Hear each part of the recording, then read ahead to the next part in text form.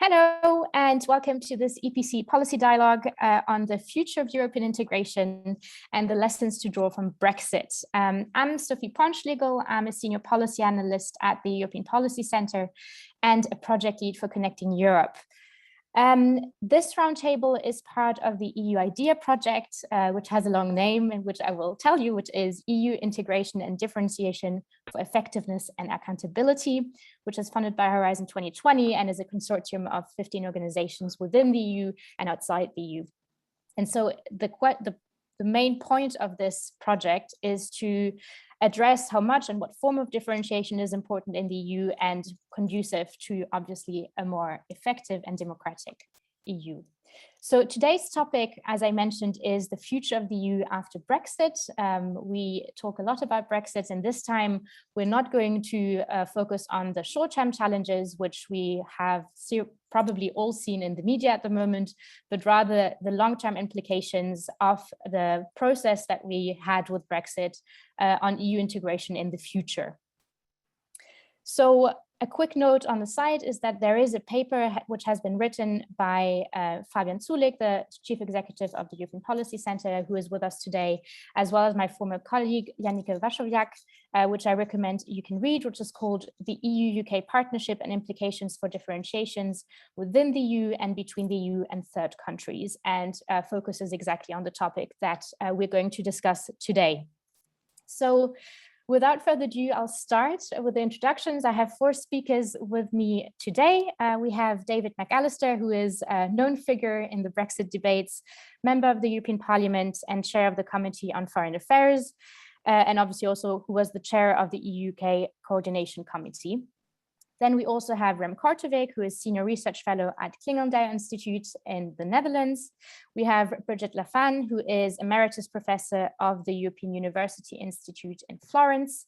And last but not least, the person I already mentioned, Fabian, who is Chief Executive of the European Policy Center.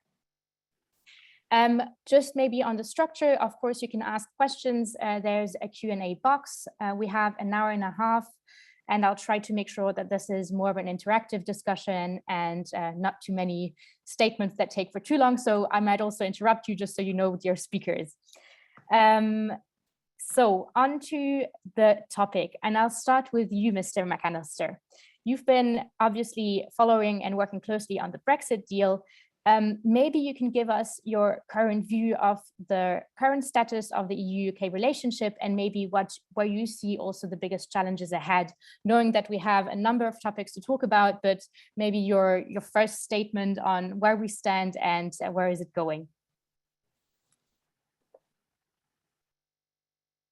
Well, thank you for giving me the floor and thank you for inviting me. It's a pleasure to be with you. Well, where are we? No surprise that I still believe that the decision to leave the European Union was a not very wise move made by the UK. I believe that Brexit is still a historic mistake.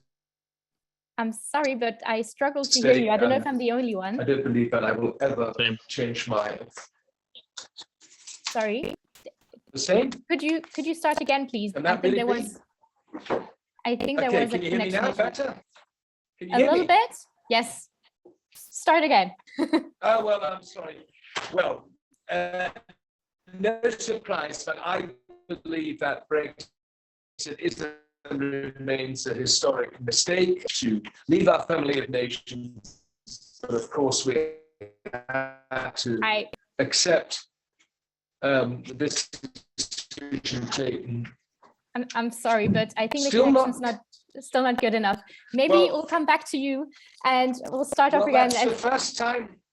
It's the first time it doesn't work. Well, there's always a bumpy start, isn't it? I'll try and get connected. Okay, we'll come back to you and I'll give the question straight away, maybe to Brigid. So maybe you can tell us where you think we stand at the moment and where do you see the biggest challenges ahead? And you're muted. So the first thing to say is that relations between the EU and London are very poor. They're much poorer than one would have anticipated at the beginning of this process. But it has been an extremely difficult and fractious divorce. And in addition, the UK has found it extremely difficult to come to terms with what being a third country is. And so if one places the EU-UK relationship in the context of the wider relationships that the EU has with neighbours, particularly rich near neighbours, then the UK relationship is much less institutionalised, and the TCA is a much weaker agreement and has much lower access to the European single market than either the Swiss agreement or the EEA agreement with Norway, Liechtenstein and Iceland. Now, interestingly, the EU is also having trouble in its relationship with Switzerland, because in response, in my view, to Brexit, and also because of this proliferation of bilateral relations, over 200 with Switzerland, the EU wanted a definitive institutional framework agreement, which it concluded in 2018, but the Swiss said the Swiss have not been able to get that through their domestic political system. But even with Switzerland, I think with Switzerland, the danger is that you'll see an erosion of their relationship with the EU, but not disintegration. Whereas I think the UK-EU relationship is starting out on a very problematic footing. If they could solve, and I think this is an absolute requirement to stabilize the protocol, the Northern Ireland Protocol, if that can be stabilized and an agreement can be reached on how to live with this, because it's the most problematic challenge the relationship faces, then I could see and could envisage over time a deepening of the relationship between the UK and the EU again, both institutional deepening, policy deepening, and also market access. But as long as the UK sticks to a sovereignty first Brexit, and as long as the UK wants, in my view, to, in a sense, undermine the Northern Ireland Protocol, then this relationship will be fractious and extremely difficult. Thanks, Brigid. Clear words. Now we'll try again with David McAllister, maybe a less bumpy start. Can you hear us? Second attempt. Can you hear me now? It's perfect quality. Well, I don't know what changed, but look, I can underline a lot what was just said. Brexit for me is and remains a historic mistake, and for all my life I will regret that the UK decided to leave our family of nations, but we have to move forward and accept the situation as it is. On the positive side, we got the withdrawal agreement done. It was a bumpy road indeed, but that was related to UK internal matters. And we also managed to negotiate a trade and cooperation agreement in a record time of 10 months. And that was also a very exciting, sometimes rather tiring operation. Now, where are we in 2021? We are now in a phase where we need to implement commitments which both sides have made. And of course, our big concern in the moment is the protocol on Ireland and Northern Ireland. I was just recently in Belfast together with the chairman of the Trade Committee of the European Parliament, Bernd Lange. We both spent 2 days in Belfast speaking to politicians from all the different camps, the Speaker, the ministers, the representatives of the political groups in the Northern Irish Assembly, business community and civil society. And we know how sensitive all these matters are. But what we understood is that, especially in the business community, there are a lot of voices saying what Maroš Šefčovič has presented after the summer break is the way forward. We need to find practical solutions to facilitate everyday life for people and businesses in Northern Ireland.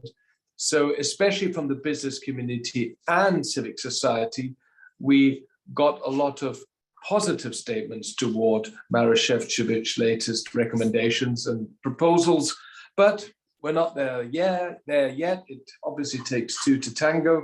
I have been very clear in talking to all representatives from the Unionist Loyalist side on the one hand and from the Nationalist Republican side on the other hand.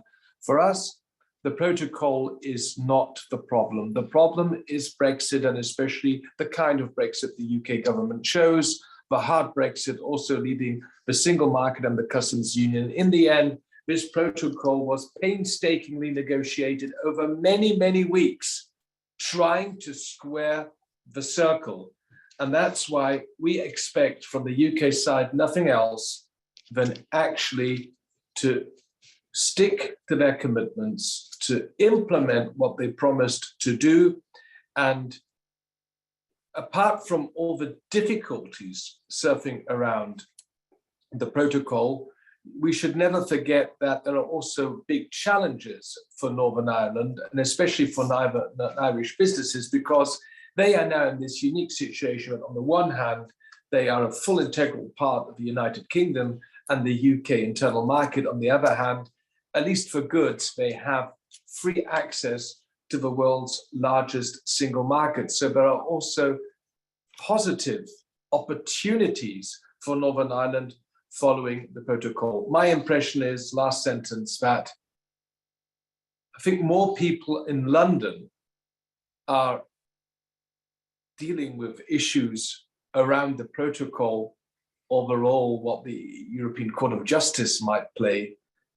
Those people we spoke to in Northern Ireland are more interested in getting along with their daily lives. And that's why my final advice to all people responsible in London would be, listen carefully to what representatives in Northern Ireland have to tell you, especially those who are not dealing with this from an ideological point of view, but from a very pragmatic, practical point of view. So it's about facilitating everyday life within the framework of the protocol. And here, Mara Šefčovič, from my point of view, has done an excellent job until now. Thank you so much. We already heard quite a lot. Obviously, the biggest challenge being the protocol. We heard sticking to commitments is something really important, and also having a more pragmatic approach. So on to you, Rem, and I'd like to ask you a question that looks more at the EU itself. Do you see any changes in the mode of functioning of the EU since Brexit happened, knowing that it's the first disintegration process that we discussed differentiation beforehand? Have member states taken a new role? How has really Brexit impacted the EU in your view? Yeah, thank you very much, Sophie, and it's a great pleasure to join this panel. I think you raised the right question regarding what does Brexit mean for the future of the EU and for differentiated integration, if you will. And Brexit showed a couple of things. First of all, it showed that EU membership is reversible, that this is a two-way street. But having gazed down the street in the other direction, namely Brexit, many countries that had constituencies that were Eurosceptic or are Eurosceptic, that advocated leaving, have softened their voice, have softened their tone. No one is really talking about leaving at the moment. That's not necessarily good news, because Eurosceptic parties are advocating wholesale systemic change to the way the EU functions. But on the one hand, Brexit showed that you can leave the European Union, but the example that Brexit gave in how the UK did leave the EU has scared other countries off from going down that same route. And so that's I think one of the first observations we can draw. I mean, that's not to say that the EU doesn't have challenges when it comes to being coherent, to getting to substantiating a more coherent polity inside Europe. But it's changed, and Brexit has been this example, this this totemic example that people and countries look towards. But I'd argue there are a number of other points that I think Brexit made clear that changed the way the EU works, or the way the EU observes its immediate surroundings. I think what Brexit made very clear throughout the negotiations is that the EU is a sphere of influence, is an economic sphere of influence, a regulatory sphere of influence, and that protecting the single market and protecting the integrity of the single market became a key issue during the Brexit negotiations, and has reinforced the awareness about the value of the single market in many of the capitals of the 27. And so if you want to draw that parallel, the EU in a sense has started to learn to act a little bit more as a state, or as a realm, as a political and economic sphere of influence. And this means that also the EU will have and continue to have difficulties with those countries that lie on the outskirts of its economic sphere of influence, or rather on the fault lines between different spheres. I think the UK is a very clear example of this. The UK wants close connections, but it doesn't want the regulatory framework. We phrase this as cherry picking. This is principally something you can expect from an entity that doesn't entirely feel comfortable being in that economic sphere of influence that the single market is. I think it's also a fair reflection of why we still have difficulties with Switzerland. Switzerland doesn't want to be fully in that economic sphere of influence either. It wants to be able to do a number of things itself. For Switzerland, it means that we're going to have endless negotiations. I think with the UK, we're also going to have endless negotiations. I think in a way we fooled ourselves to think that the TCA would be the alpha and the omega of the UK-EU relationship. On the contrary, I think the fact that it was negotiated in a record time actually indicates that we may have gone a little bit too fast. And I mean we as the UK and the EU. I think particularly this is very clear with the protocol. I know no one who thought that the protocol in itself was going to be the end of it, that this was going to be something that both sides would feel very comfortable with. And now the question is, of course, how much change to the protocol is acceptable. I think a third point that Brexit brought out is that sovereignty is back. Yes, we have the UK as a third country pursuing a sovereignty-first Brexit, but it comes at a time when the EU is also pursuing much stronger policies to promote its own sovereignty. European sovereignty is back on the agenda. How to make the EU coherent and credible amid a rising China, a more assertive Russia, changing relationship with the transatlantic with transatlantic partners, is creating a sense that the EU needs to protect what it has. It needs to develop an industrial policy of its own. It needs to leverage the single market. It needs to be much more aware about its offensive and its defensive capabilities. That's going to set us up with in an increasing frictious relationship with third countries, including with the UK, precisely for the reasons I just mentioned regarding the economic sphere of influence.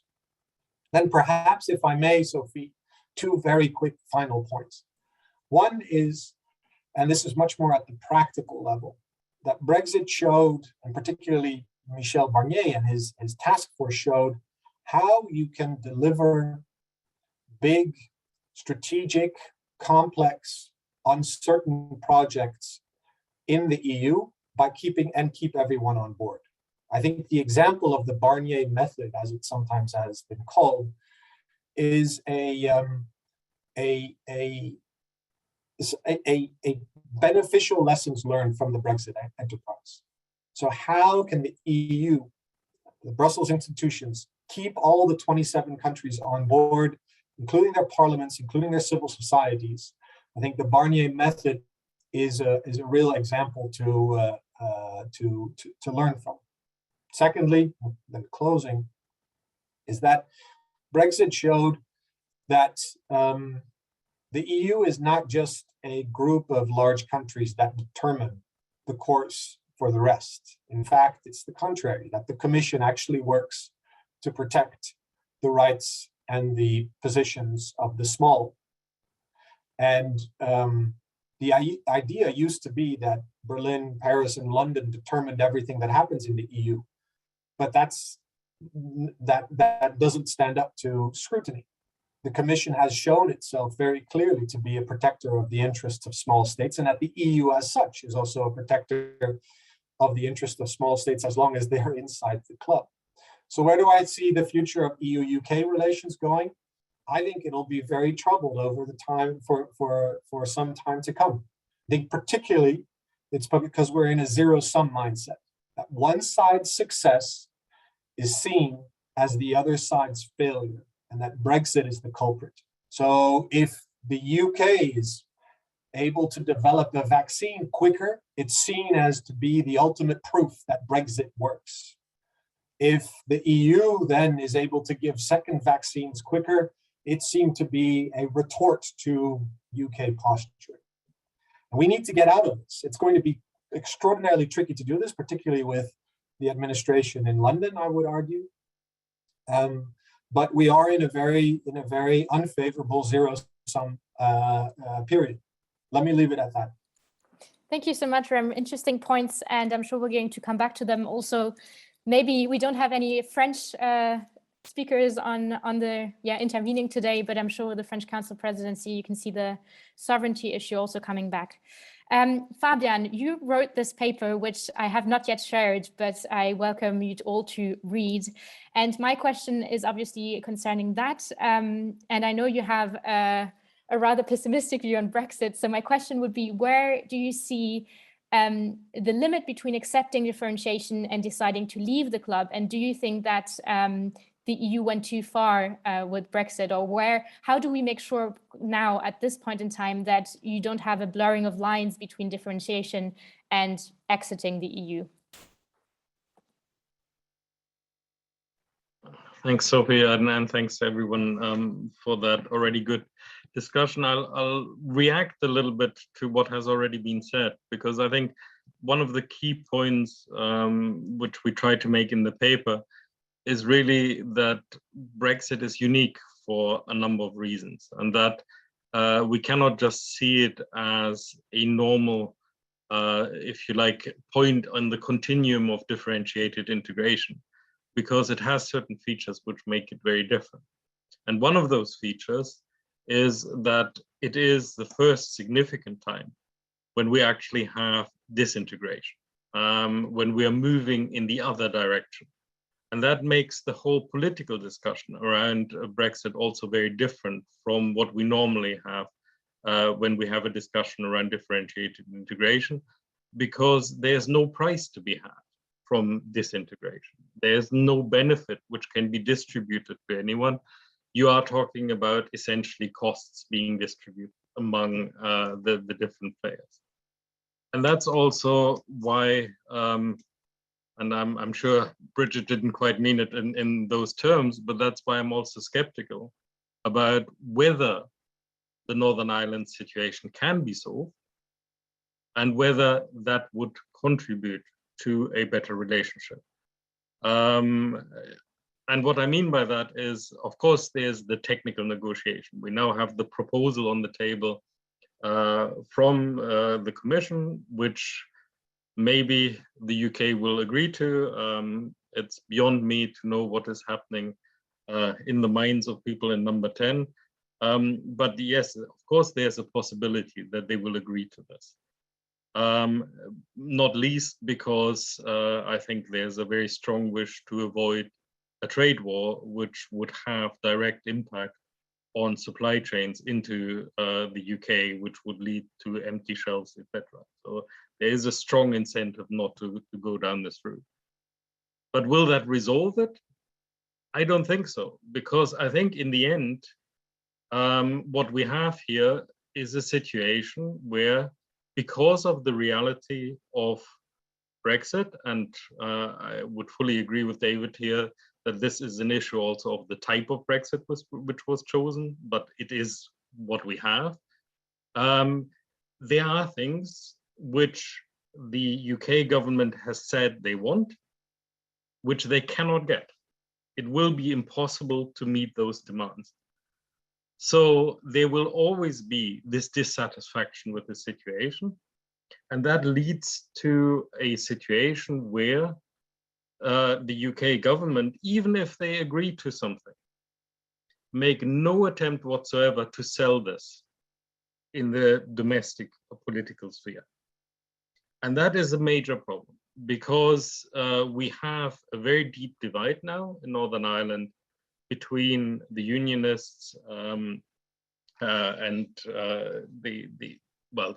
rest of the Northern Ireland population, because it's actually it's splitting more in that kind of way.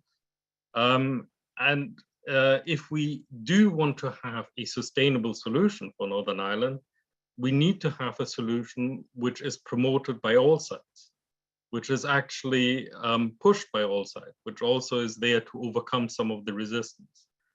And I can't see the UK government doing that, because for domestic political reasons, it is much more, I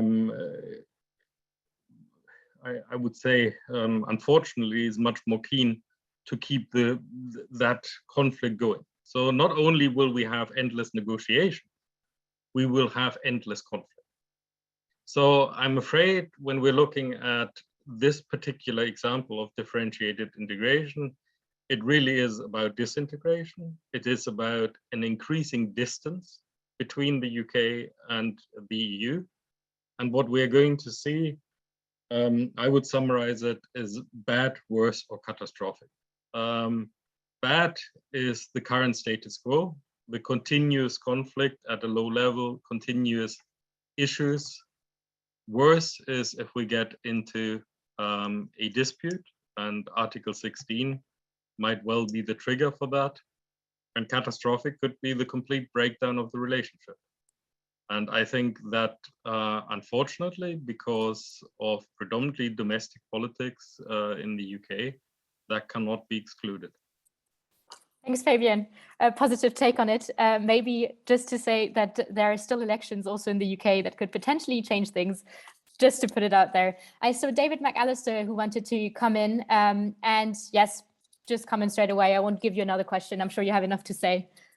Yes, thank you. I just wanted to make one comment to what Fabian Zuleeg rightly said. Indeed, the protocol in Northern Ireland is a highly controversial topic. But what we learned when we were in Northern Ireland is that despite the public opinion being deeply divided on the protocol, there are some first shifts in opinion. Queen's University Belfast has conducted a third survey already on the protocol, and it shows that all in all, and now a slight majority of 53% in Northern Ireland thinks that the protocol is appropriate and is an appropriate means to manage the impact of Brexit. Now, I know that Northern Ireland is something very unique, and the majority isn't necessarily a political majority in Northern Ireland. But what I was hinting at was when we spoke to the business community, that they take a much more pragmatic approach towards the protocol than, for instance, the DUP, and that more and more people are understanding that, of course, Northern Ireland is now in a unique position as goods produced in Northern Ireland have access to both markets, the UK's internal market and the EU single market, which in the mid and long run could be a real asset for Northern Ireland. But indeed, in the moment, we still have a lot of convincing talks to do, but I'm rather positive that public opinion is starting to shift in Northern Ireland. But the one point I also wanted to make was going back to Rem. The protocol was not part of the trade and cooperation agreement. The protocol is a part of the withdrawal agreement. It was negotiated painstakingly over weeks and months. And what we are seeing is that some political forces don't accept the protocol as it stands.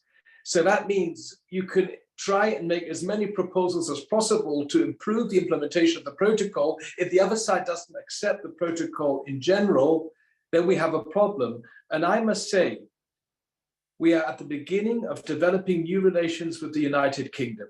We as a European Union said, all the leaders, we want the closest possible relationship with the UK, bearing in mind that the third country, of course, cannot have a similar position as a member state. But to get it right in the beginning, mutual confidence is key. Both sides have to stick and keep to their promises. And this is what makes the situation in Northern Ireland so difficult. If the protocol on Northern Ireland is not fully implemented, if the UK government doesn't implement the commitments, how can mutual confidence, how can mutual trust on both sides actually start to grow? And that's where I'm with Fabian, that beyond Northern Ireland related matters, what we expect is nothing more than the UK side to stick to the promises they made. And this protocol was signed by a Prime Minister called Boris Johnson. We still have the same Prime Minister, and it was the UK Parliament that in the end ratified the withdrawal agreement, including the protocol. And that's why international agreements count, and we expect the UK government to deliver. Thanks, David McAllister. I know Fabian wants to say maybe Rem, but I'd like first to come to Brigid, because obviously you have the Irish view on it. So if you could maybe comment quickly on the Northern Ireland Protocol. And I have another question for you, which I think is extremely important, because I still want to focus not so much on, the negotiations and the ongoing UK-EU relation, but also at obviously the state of affairs in the EU. And I personally work on rule of law issues, and what we can see is that there is also increasing contestation within the EU, especially looking at the Polish Constitutional Tribunal's decision on the primacy of EU law. And I was wondering whether you have a rather positive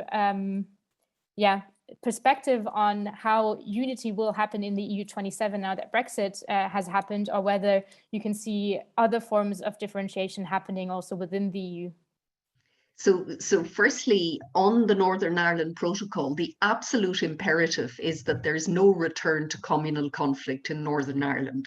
There is some recruitment going on the radical TUV. It's very small. The security forces know all about it. So I don't think there's a risk of communal conflict just now. Secondly, there is, as David McAllister said, a majority in favour of the protocol. And that majority is not just in the nationalist stroke, non-affiliated part of Northern Ireland. And thirdly, the evidence suggests that Northern Ireland has suffered far less than the other parts of the United Kingdom from the economic downside of Brexit, and that's cutting through. So yes, there are real dangers, and no one should underestimate, but we haven't talked about the background impact of the United States. The Friends of Ireland caucus on the Hill are paying a lot of attention. Biden's paying a lot of attention. It would be a very brave London government that really wants a trade war at this stage with the EU. I'm not saying it can't happen, but I'm saying that there are incentives there.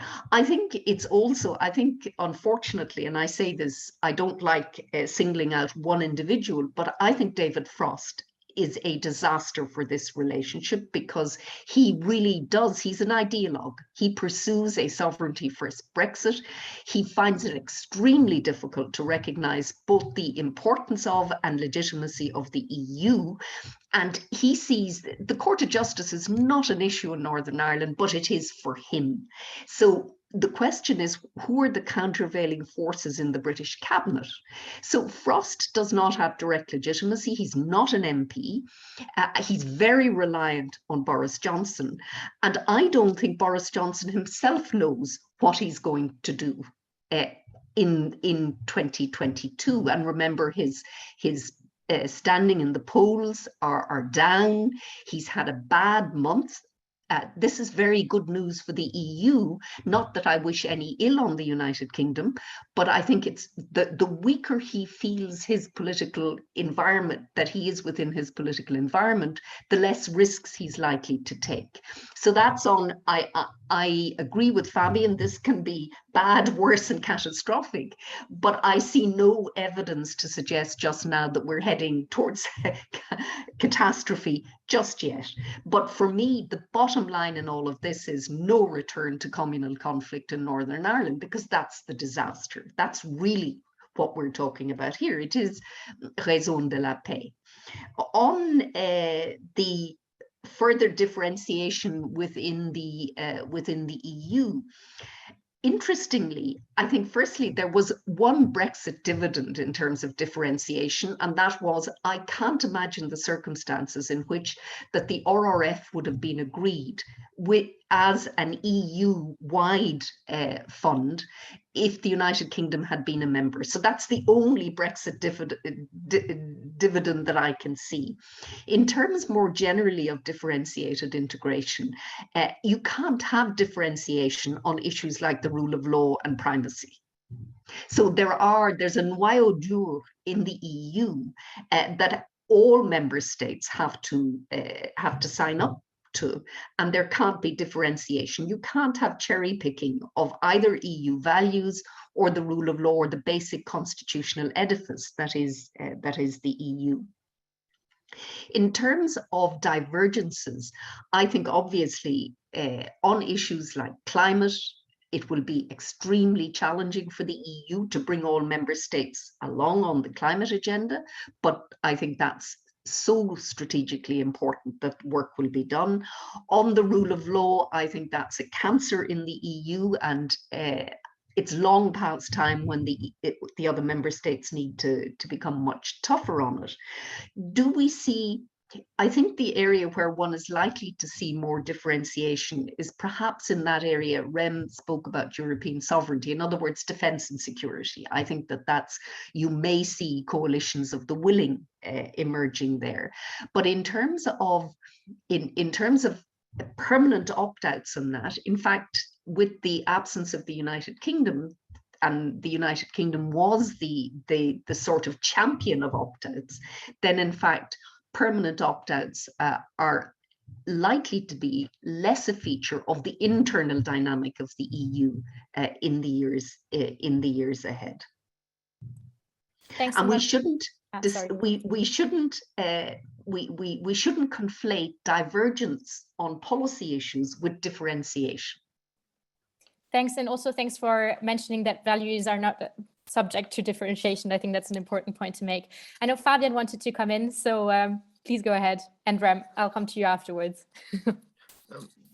Just a couple of points, and I don't want to stick too much to that because we do want to look broader and more in the future. But I just wanted to say on Northern Ireland, I think my appreciation is that in the end, the UK government doesn't really focus on Northern Ireland.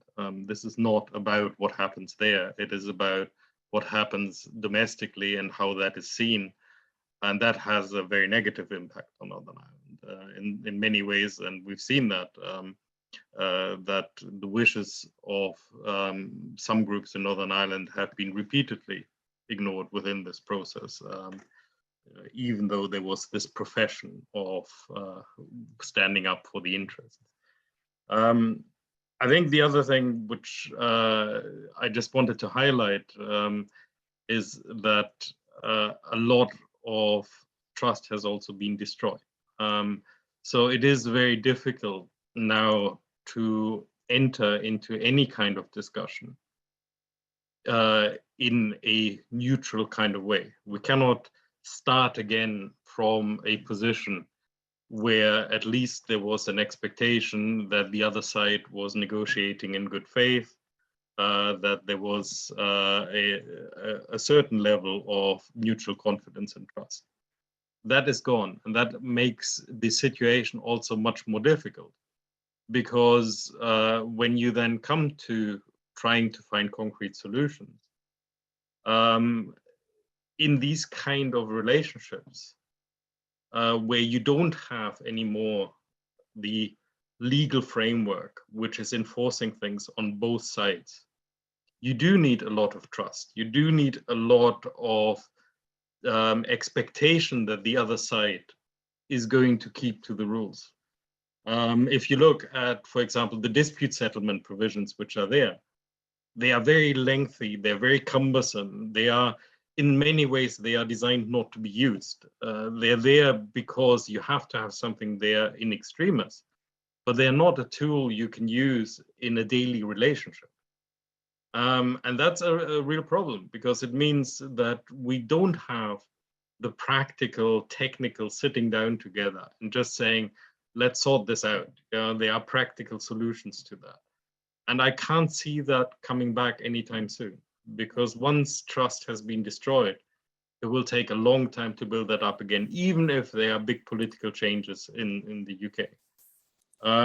So that for me just says that for the next period, it's going to be difficult in that relationship. It's not going to get easier. And Brigid is probably right. The price you would have to pay to escalate it to the extreme would be extremely high as well. But then we are talking about a trade war. Wars also happen by accident. And there is also another phenomenon within this Brexit process, where I would argue that what we have seen is actually that the understanding of the other side has become less and less.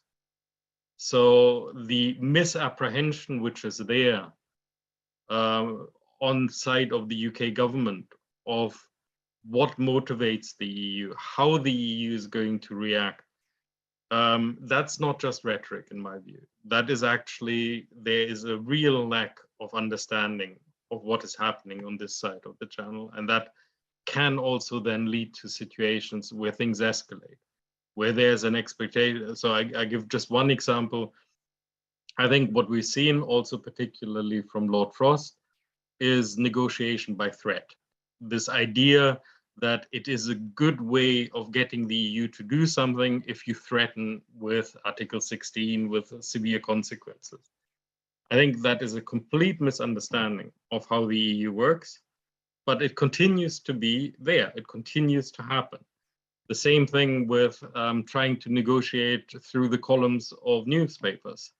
This is not helping the situation. But I think there's a real lack of understanding on the UK side that this is not making things easier. But I just wanted to make also a point on the differentiated integration. I'll be very quick. But I think what Brigid has already started to talk about is this has a profound impact also on how we go about things. There is a practical impact, and I think we shouldn't forget that. I would say that what we've seen with Next Generation EU and the Recovery and Resilience Fund, we would not have if the UK had still been a member. I cannot see that they would have agreed to a package like that. So there's a very practical impact. But there's also the wider impact that this fudging, where you can allow a level of ambiguity, where you can allow a level of constructive vagueness, I think that becomes much more difficult if you have this Brexit process in the background. Because the message you want to give is that there's not going to be a tolerance for deviation. There's not going for significant deviation. There's not going to be an implicit opt-out. And that, I think, applies internally and externally. So I think what this has actually ended up with is a more hardline approach. It is basically to be much more consistent in terms of what is demanded, both from member states, but also from third countries. Thanks. I think consistency is an important word here to remember, also potentially on the rule of law debate. Before I come to you, Rem, I just wanted to say that, of course, you're welcome to raise your hands or to ask your questions in the Q&A box, because we still have 45 minutes, and I'd like to also give the floor to a few of our participants here. Rem, Sophie, now on to... Yes? I just wanted to say that we hear a lot of talk about triggering Article 16 at the moment. But Yes. one thing the UK needs to know, if they should actually trigger Article 16, this would have serious consequences, not only for Northern Ireland, and it would lead to instability and unpredictability. And I still hope that those people in London who are responsible for this kind of decision will think through it until the end. Triggering Article 16 would be a disaster for both sides, but it would especially have negative consequences for the Northern Irish UK side. Yeah, thank you. Now on to you, Rem. And I'd like to ask you a question on top, because you mentioned the Barnier method, which I think was extremely interesting. Maybe you can also tell us a bit more about how different member states maybe have taken a new role. We also mentioned, of course, the Next Generation EU package, which might not have been possible with the UK. But I mean, you're a Dutch, so I think it's also interesting to look at what kind of position, for instance, the Netherlands has taken, which had a tendency to follow a little bit what the UK was doing. So have we seen some shifts within the Council now that Brexit, the UK has left? And have we seen also some shifts in the interinstitutional balance, maybe? A difficult question, but an important one, I guess. No, it's fine. I think you're right. Look, Brexit changed the balance of power inside the European Union. And one of the countries that feels that perhaps most acutely is the Netherlands. The Netherlands was always one of the biggest champions of bringing the UK in the first place, to offer or create a balance between its preferred view of the EU as an economic project, as opposed to what the French and the Germans were pushing. It always reasoned that EU policymaking would create a beneficial balance if London was part of the conversation. And with the UK out, the Netherlands has had to adapt. And it's adapted in a number of ways. It's adapted, first of all, by articulating more clearly those issues that it feels very strongly about itself and where it needs to speak up. It was very happy to hide behind the British shoulder, but now it needs to make its own voice heard much more clearly. And so you see this in these ad hoc coalitions, whether it's the Hanseatic League in 2018 or the Frugal Four during the RRF and budget MFF negotiations.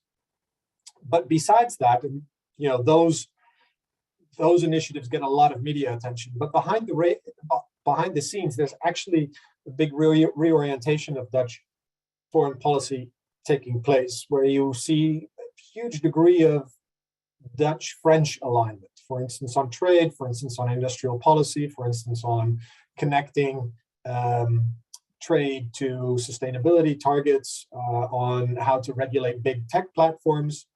I mean, one of the untold stories of Brexit is actually much deeper Franco-Dutch cooperation, similar with a number of countries in Southern Europe. I mean, there's a much more intensive relationship between the Netherlands and Spain as a consequence of Brexit. I mean, yes, 400 years have passed since we had somewhat frictious relationships with Spain. Since then, there's a beautiful non-paper written by the two prime ministers of Spain and the Netherlands on strategic autonomy. It's something that I wouldn't have expected to happen before Brexit happened. So yes, you know, there's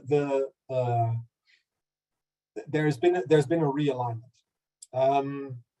And a number of other countries that naturally gravitated around London to coordinate policy positions have had to do the same. I think Ireland is a very interesting example of how Irish EU diplomacy has changed as a consequence of Brexit.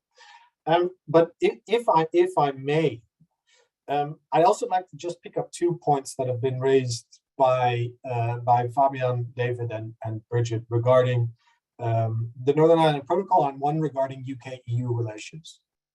Starting with the latter, I completely agree with Fabian about the kind of the structural malaise in which we find ourselves in UK-EU dynamics. And I think that's going to continue for quite some time. Actually, I'm not as optimistic that an election in 2024 could create change. I actually think that the EU, instead of David Cameron believing that the referendum would solve the EU question for a generation, is a defining element of Britain's current political identity, its relationship towards the EU.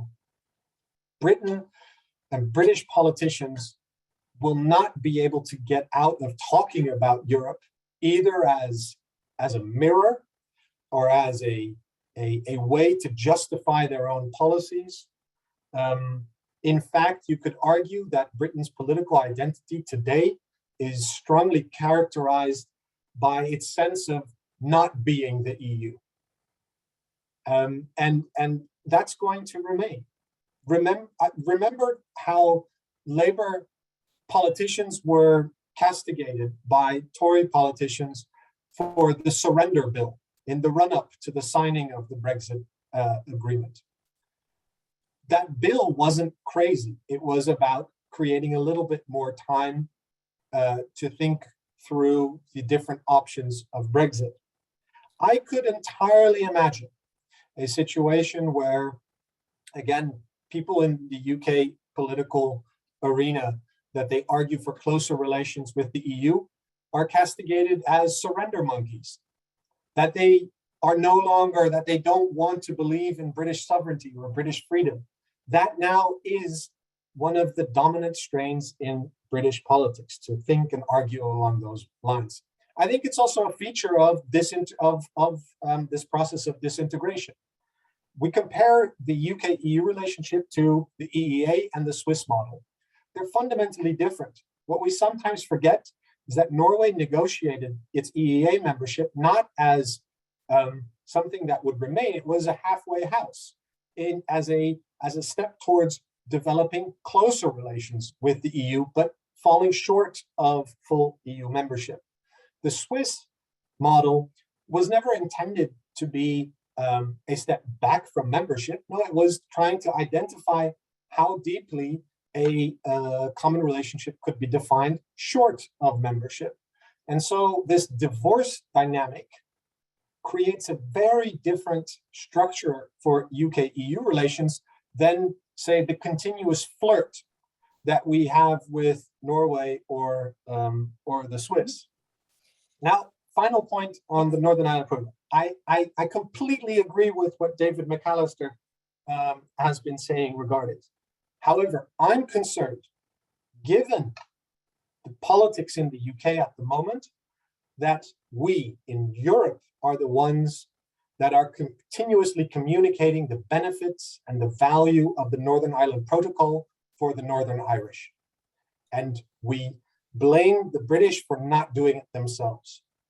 But it's become a question of, well, if you want to be politically opportunist, you could say, the Northern Ireland Protocol, that's the EU's protocol. We only see Europeans selling it. Apparently it's good for Europe. Maybe it's not so good for the UK.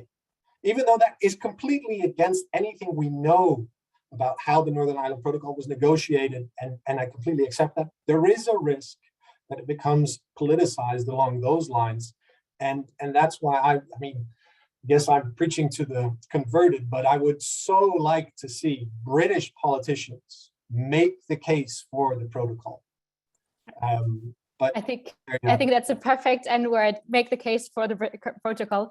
I'd go on to Brigid, then I have a question from David McAllister, and then I saw that Fabian still wants to say something.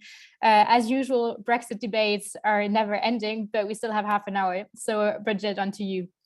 So just in following from what Rem said about member state coalitions, formal and informal, I think one shouldn't underestimate the fact that countries like the Netherlands, Denmark, and Sweden were much tougher on the UK than countries that were geographically further away.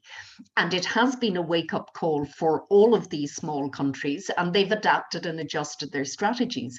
But there are also very interesting dynamics one can observe. I have not seen a more active Italy in the EU for a very long time. It started with Conte because of the RRF, but now we saw the Paris-Rome entente in the last week, and of course Berlin-Paris, the Franco-German relationship is obviously at a time of transition. But I think one needs to look very carefully at what I would call the intensity of relationships across all capitals now, in terms of that day-to-day transnational polity that is emerging in the EU. It's not just vertical from the capitals to Brussels, but that intensity of relationships across the Sherpas, the heads of government, the foreign ministers, etc., etc. So I think that's a very important dynamic. And you also asked, do we see changes in the interinstitutional balance?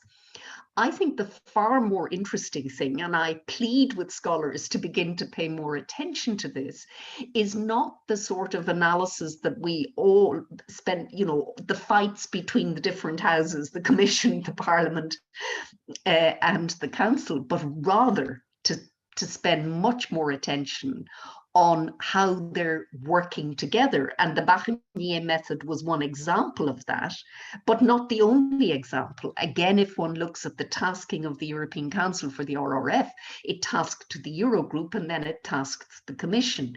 So I think what I would observe is that we're seeing much more collective policy making in the EU, that's both the whole and the parts, and that we need to almost reconceptualize how we think about how this political system is working. Because, I saw Gideon Ratman in the Financial Times recently had an article where he was talking about the capitals in Brussels, but the member states are all over Brussels. The idea that somehow or other that there are very distinct vertical dividing lines in the EU political system at the moment, I think, simply can't be supported by the empirical evidence. So I think we need to begin to pay more attention to what the impact of crises have been on how the EU functions as a collective. Thanks a lot, Brigid.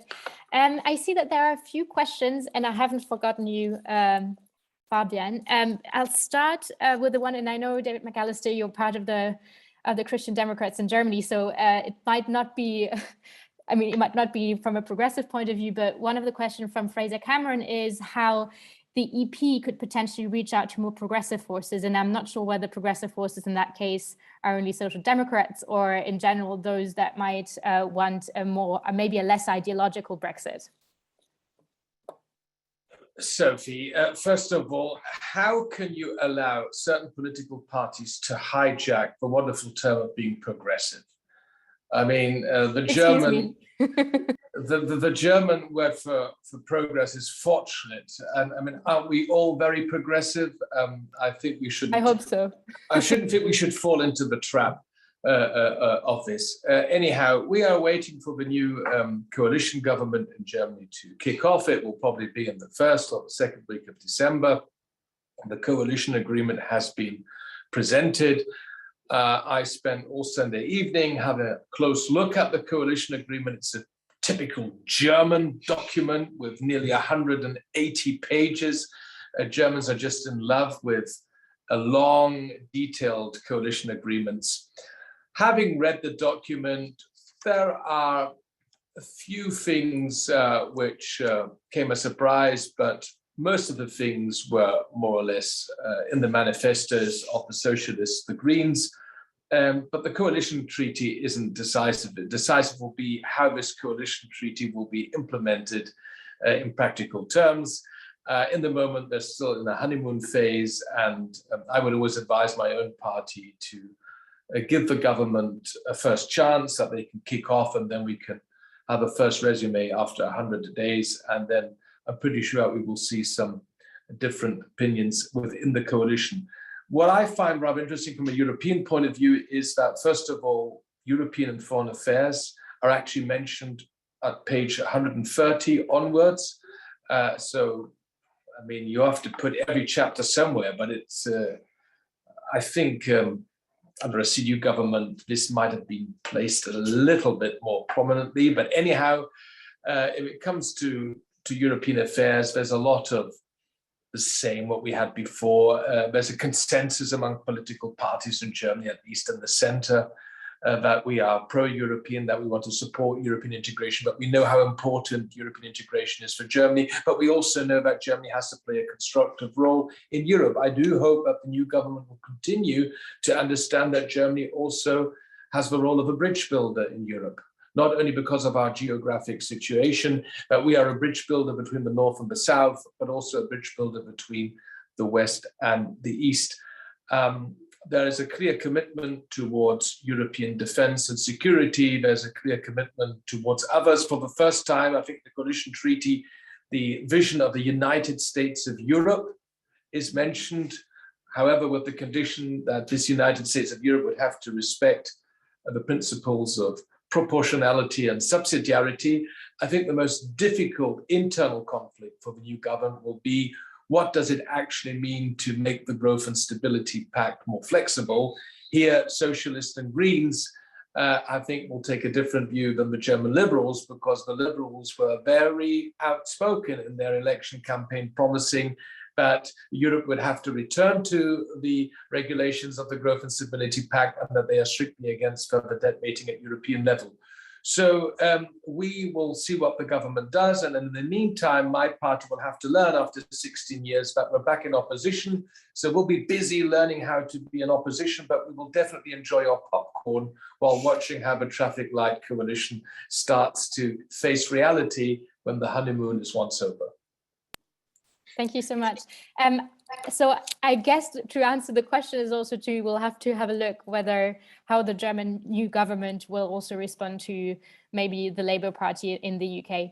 I have a number of questions now that are extremely interesting, and they haven't been dedicated to a certain speaker. So please just raise your hand in case you want to answer them. And I will read the three of them because we only have half an hour, and I'm sure you will have plenty of things to respond to those questions. The first one concerns the possible direction, how the EU would react to a possible UK disintegration, looking, for instance, at Scotland by Alison Hunter. So how will this impact upon future EU integration with a view vis-a-vis the future relationship with the rest of the UK, which I think is a point we haven't touched upon yet. Another really important question, and I touched upon it earlier on by James McKendry, is to what extent does Brexit highlight the importance of a greater and more versatile Commission approach to non-compliance by the Visegrad states? So I think that's also an important question to ask when it comes to differentiation on policy fields, maybe not on values, as Brigid mentioned before. And last but not least, a question by Andrew Duff on enlargement. So shouldn't the EU, in a sense, rechange its partnership agreements with other countries, and in that case, find a reconciliation with the UK when there is a change of reform on that side? So I hope you listened, and I will give the floor to Fabian, because I know that you wanted to say something ages ago. So the floor is yours. I'm not sure I'll be answering the questions directly, but I had 2 points. I think one was picking up from the comparison, which Rem was also raising in terms of EEA, Norway, and what the differences are to the EU-UK relationship. And I think there's a really interesting question there about the difference between economic and political integration and what that requires in terms of a legal framework. Because I think what we have seen with the EEA is essentially that for economic reasons, predominantly economic reasons, there has been an acceptance by these countries that you lose control in some ways over certain areas of policy. You will have to follow the legal framework of the single market. You have to follow by and large the rules which are there. You have to follow by and large what the European Court of Justice says. I know it's a bit more complicated in terms of the setup, but that choice was there. So what we've had up to now is really a very stark dichotomy. Either you accept that to be part of the economic framework, you have to accept that loss of control. And arguably, it's even worse than if you're a member of the European Union, because you are not involved directly in the decision making. So you have to accept rules which are made by others. Or you are outside and you have the economic costs of being outside. So it's a very, very stark line between the two. And maybe there is no way of finding a middle line, because the single market so heavily relies on a common legal framework, because that is the way we have managed to control the internal divergences which are there. But it means that this model does not work for a country which wants to have the option of significant divergence. And that is arguably why we cannot get a good agreement with the UK, even if we restarted the whole negotiation, because the fundamental premise of what both sides want from this is too different. The other point I wanted to raise is I think there's also a big danger of EU complacency here. And what I mean by this is there is, of course, a certain level of being fed up with this whole process, of wanting to move on. I'm not accusing the Commission of neglecting this issue. I think they are, of course, seriously negotiating also on Northern Ireland. But I think when we look at the general political scene, people on the EU side in general don't want anything to do with Brexit anymore. And the danger for me is that that's an easy way for the moment, because we have this immediate economic hit. And everybody can see for at least the foreseeable future that Brexit isn't going well. But what happens in the medium term and what happens in the long term is a very different question. Economic effects fade. And maybe at some point in time, well, I'm pretty sure at some point in time, Lord Frost will be sacrificed, and anything which will have gone wrong up to that point will be blamed on him. Maybe the same will happen to Johnson at some point in time. But at some point in future, the UK economy will grow again. We will be in a situation where there will be a number of stakeholders in the UK who will have a very direct political interest to emphasize the benefits from Brexit as they see them or as they present them. And if that happens, then in the medium term, the challenge, which is the encouragement to Eurosceptics and populists on our side, will reemerge. And I think that is a danger which at the moment we are not really reacting to on the EU side. And there is one issue where I think that danger would be diminished, and that's if there are political consequences from Brexit. I don't think the economic consequences are going to do it. But if there are political consequences, both internally and internationally, then it's very difficult to portray Brexit as a success in future. But at the moment, we're over-relying on the economic argument. Thanks, Fabian. I'll try to, so I would like to make sure that your answers are short, because we don't have that much time and still 3 questions to answer. But I'd like to come to David McAllister first, because there was a direct question to him on the political consequences. And as Fabian just mentioned, it's not only about the economic consequences, but also the political consequences of Article 16. So what would happen if Article 16 is triggered? How would the EU respond?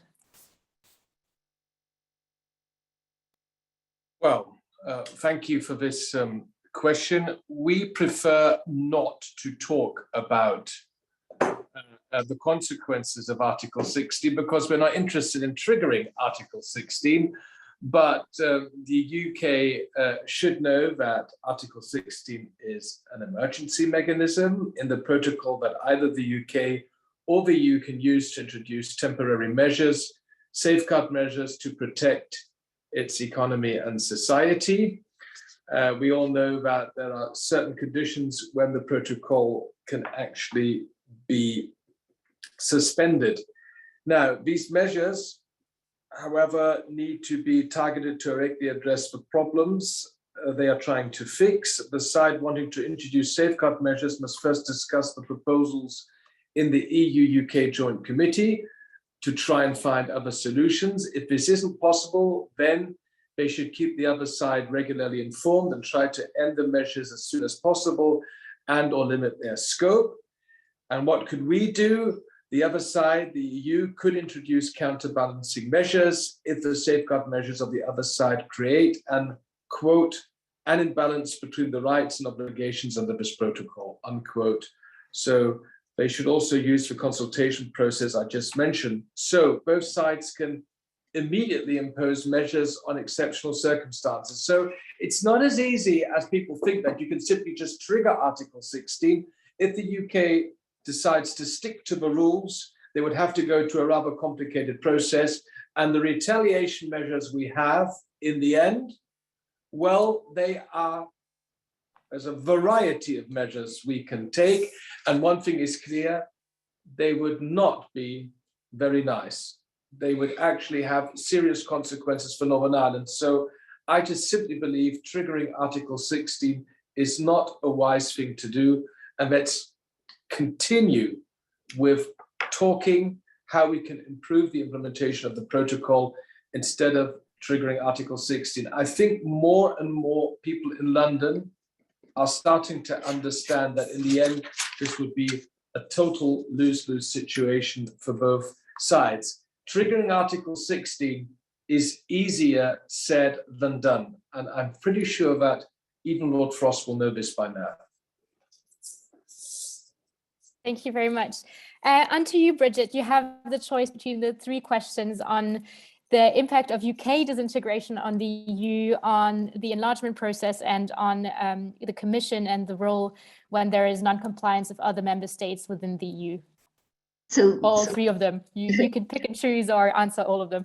So firstly, on potential disintegration of the United Kingdom, I would expect an independent Scotland to become a member state of the EU. On what timescale, impossible to predict, but I can't imagine that it wouldn't meet the criteria for membership.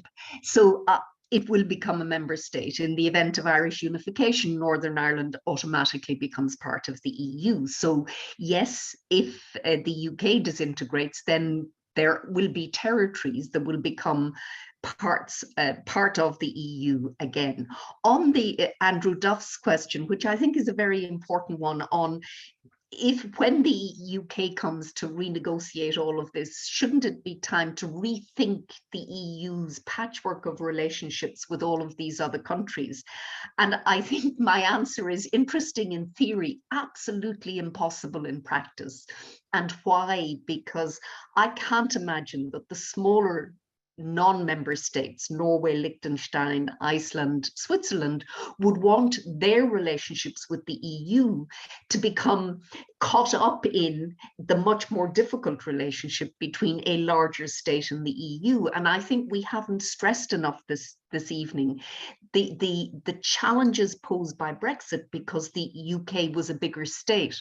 It may come as a surprise to people listening, but Liechtenstein doesn't apply about 40% of the acquis, but it really doesn't matter. We don't need to know. But if the UK was in the same kind of relationship with the EU and didn't apply 40% of the acquis, then that's really serious. So I think, unfortunately, Andrew, the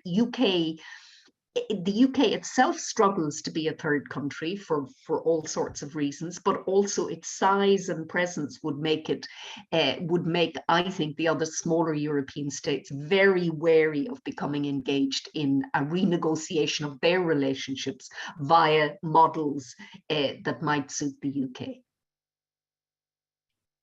Thanks. And on to Rem, and of course come in Fabian and David McAllister if you want to. Shall I take that third question then on non-compliance? I don't know if there's going to be a big effect of Brexit on the way the Commission approaches non-compliance by the Visegrad states.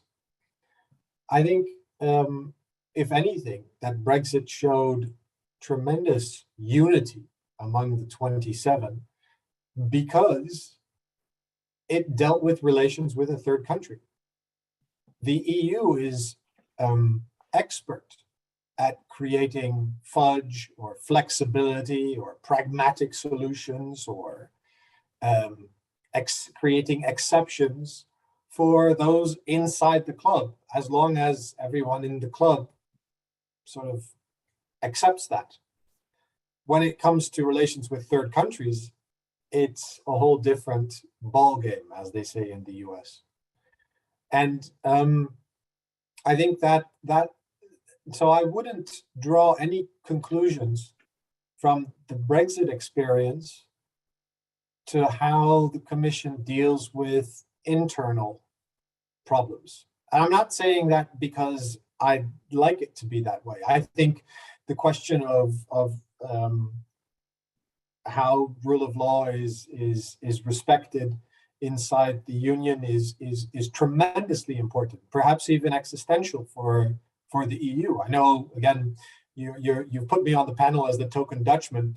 The Netherlands cares deeply about the primacy of the ECJ in the EU because it underpins its faith and confidence that the internal market and its rules and regulations will be applied equally across all member states as a basic precondition for the very sizable investments that Dutch companies make in a number of the countries in the EU that are now considering challenging that primacy. And so the rule of law, I mean, the Dutch appreciate it from a values perspective, but very much also from the simple pragmatic perspective that the Dutch primarily see the EU still not as a political, but as an economic project. But for that economic project to work, everyone needs to play by the rules. And so that's kind of a silver lining of a very strong Dutch mercantilist approach to the EU. Thanks a lot. I don't see any more questions. Fabian, yes, please go ahead, and then we'll do the final round. I just wanted to pick up Andrew's question to some extent, and I agree with Brigid about the reality of renegotiating approaches.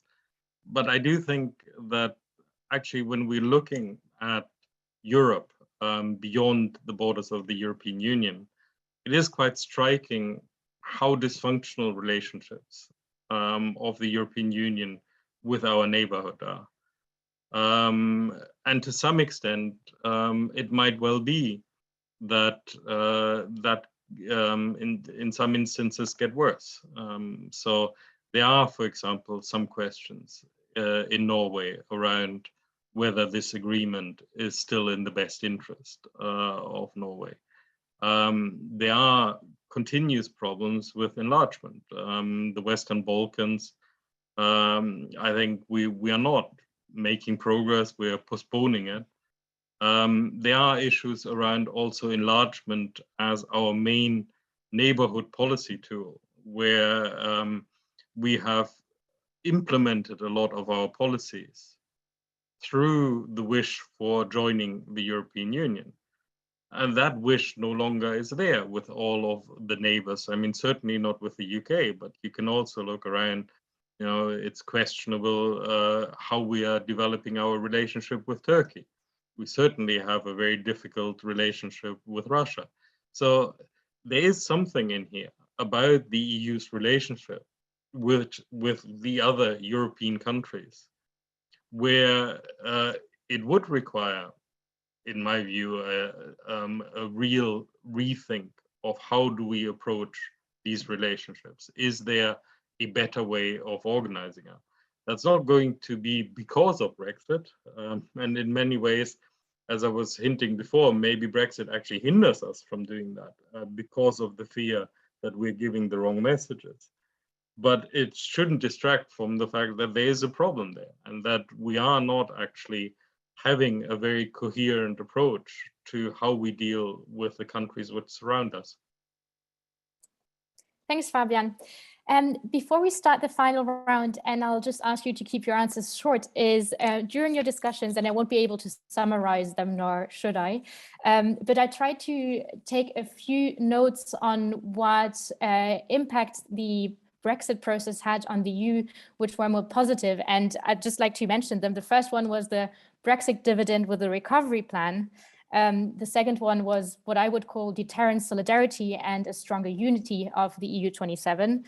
The third one was the Barnier method and the fact that they reacted quite quickly and in a united manner. And the last one was that we saw new alignments of member states as well, whether it was Irish diplomacy, the Franco-Italian relationship, the Dutch-Franco relationship, as we saw. So there were a lot of different changes that the Brexit process brought. And I think, obviously, this is a non-exhaustive list. I'm sure there are many more. So for the final round, because I'm looking at the clock and I want to finish on time, I would like you to answer in a single sentence if possible. And I know it's difficult, but we have a tendency to always look at the pragmatic side and be very realistic. And my question to you would be, what would you wish for if you look at the EU-UK relationship in the longer term? So here's your possibility to voice your wish. And I would start with you, David McAllister, because you've been so involved in the process as well. My wish is that the UK will come back one day. Our door will always remain open. And in the meantime, let's try and get our relationship working and let's have as close possible relations. But there's nothing positive about Brexit. You asked that. There's nothing positive at all.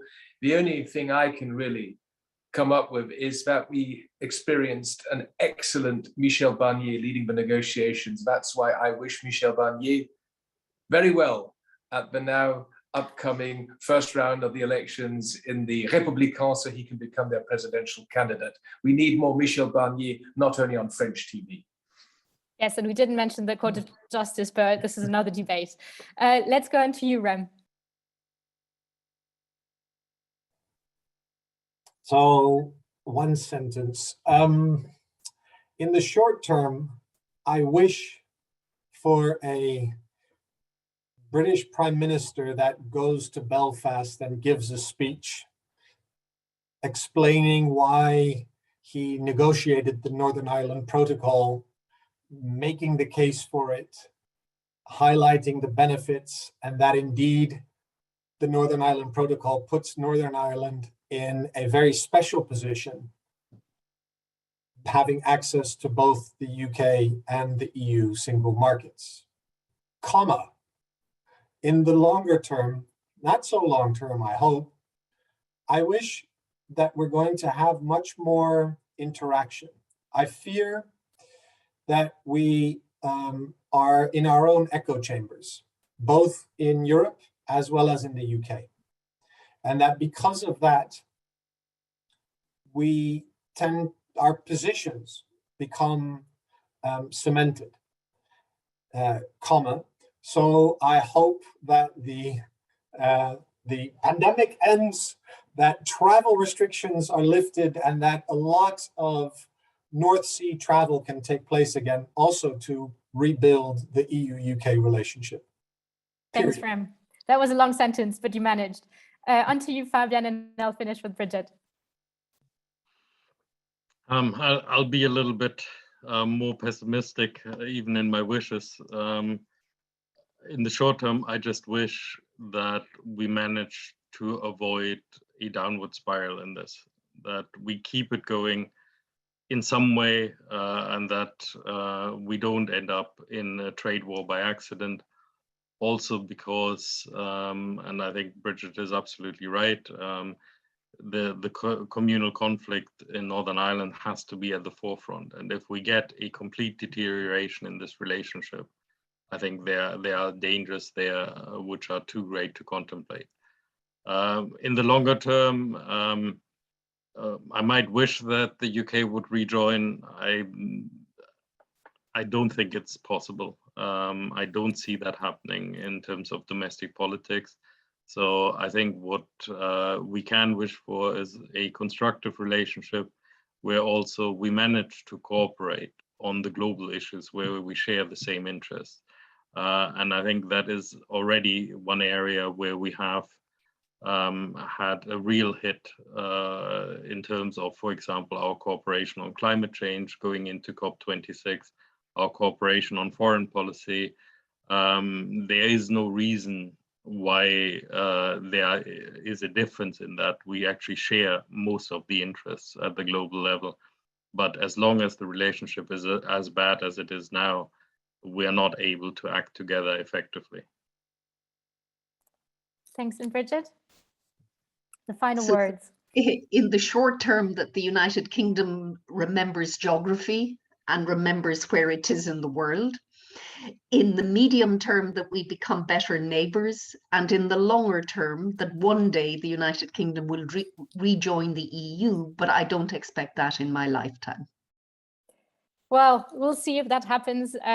There's still a few years to go. In that case, thanks so much for this discussion. I think we touched upon a lot of points. There is a lot to discuss also on the future of European integration post-Brexit.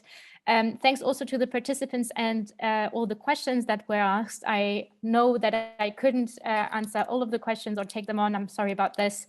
But there is a possibility to continue the discussion on the 6th of December, where there will be an event at the EPC on the TCA and taking stock after a year of where we stand. On that note, I wish you all a lovely Tuesday night, and I hope you can still go out despite the COVID restrictions that are oncoming. So on that note, thank you so much.